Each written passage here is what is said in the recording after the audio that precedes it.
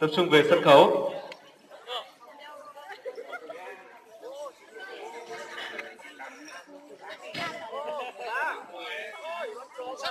Sân chắc chắn là làm bài.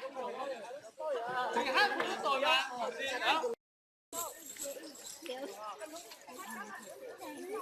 Cứu máy nè. Dạ. Cái đó đi. Quay.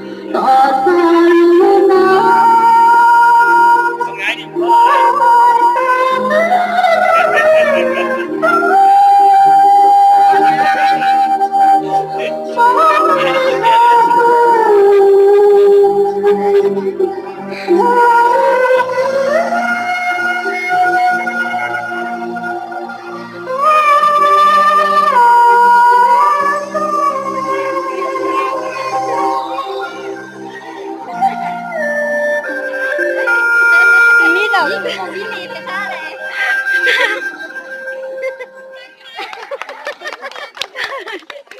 Lihat. Cebu, oh, secangnya,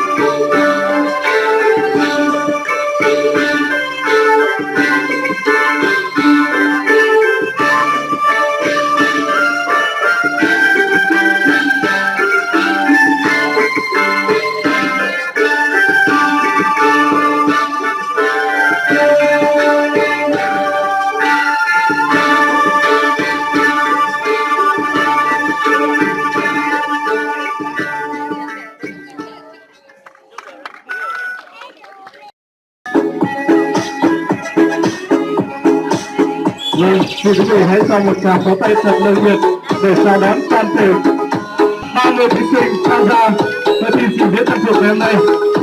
Trên sân khấu của chúng ta bây giờ là 30 thí sinh đến từ 14 xã thị trấn của huyện Mù Cang Chải.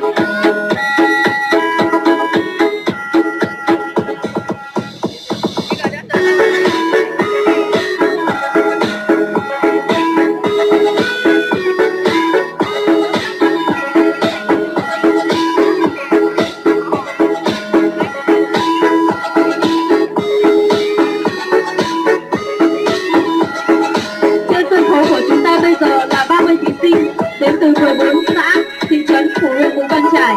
Đến với hội thi trình diễn trang phục hôm nay là những thí sinh đã được lựa chọn từ các thôn bản của các xã và thị trấn hiện đang học tập tại các trường đại học, cao đẳng khu vực phía Bắc. Họ đại diện cho các anh chị em là người dân tộc đến khoe tài đua sắc tại đây. Và một tràng pháo tay thật lớn dành cho các thí sinh của chúng ta ngày hôm nay nha.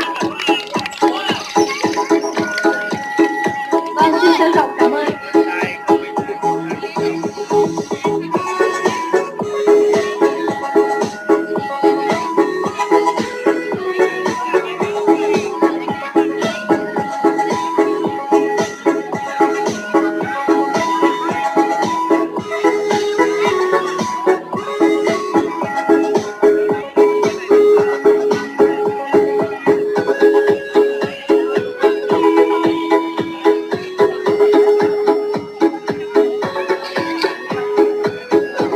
Kính thưa quý vị, đang tiến vào sân khấu là thí sinh mang số báo danh 01 Sương Thị Tâm.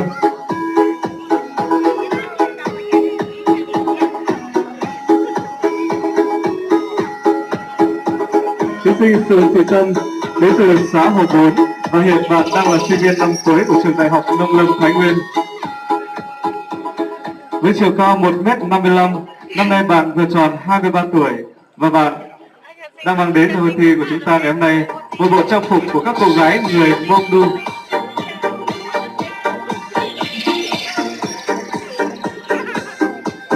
Người Mông Du tại huyện Mù Cang Chải thường sinh sống tập trung tại các xã Khao Mang, Lao Chải và Hồ Bốn.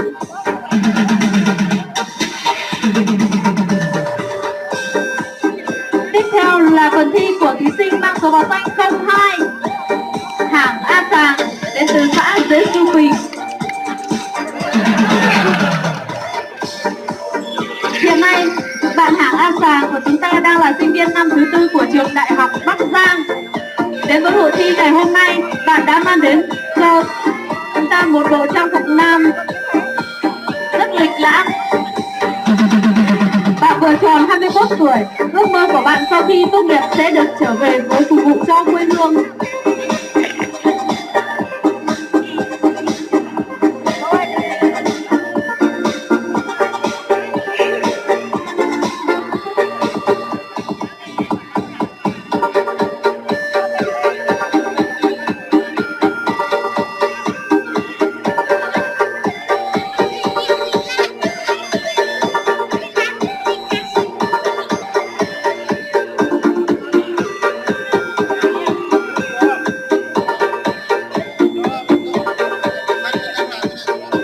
theo là những tên mang số báo danh 03 Giàng Thị Sài. Kính thưa quý vị, với bộ trang phục của người Mông Tràm Tấu với màu sắc riêng biệt mà tinh tế đã làm nên một hình ảnh không bị pha lẫn với các bộ trang phục của các đồng bào người Mông khác. Bản Sài chúng ta hiện đang mang đến cho hội thi một bộ trang phục